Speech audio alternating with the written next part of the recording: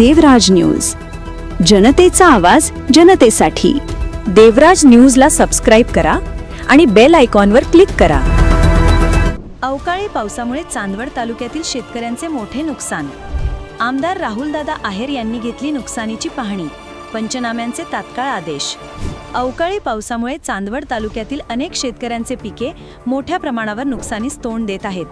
या पार्श्वभूमीवर चांदवड देवळा मतदारसंघाचे आमदार श्री राहुलदादा आहेर यांनी आज भयाळे, धोंडाबे, विजयनगर आणि कानमंडाळे या गावांना भेट देऊन नुकसानीची प्रत्यक्ष पाहणी केली। यावेळी आमदार आहेर यांनी शेतकऱ्यांशी संवाद साधत त्यांचे हालहवाल जाणून घेतले।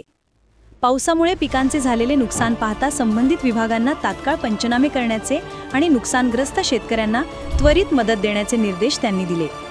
आमदार आहेर म्हणाले, मी बळीराजाच्या पाठीशी ठामपणे उभा आहे।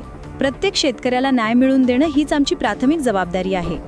या पाहणी दौऱ्यात तहसीलदार श्री मंदार कुलकर्णी, कृषी अधिकारी श्री निलेश मावळे, भाजप तालुका अध्यक्ष श्री संदीप काका काळे, ज्येष्ठ नेते श्री निवृत्ती शिंदे, श्री दीपक उशीर, श्री मनोज किरकाडे, श्री दिगंबर उशीर, श्री महेंद्र रकीबे, श्री नंदुकाका उशीर, श्री मुकुंद बोरसे, श्री संदीप काळे, श्री शशिकांत मोहन तसेच अनेक पदाधिकारी आणि शेतकरी मोठ्या संख्येने उपस्थित होते। देवराज न्यूज चांदवड।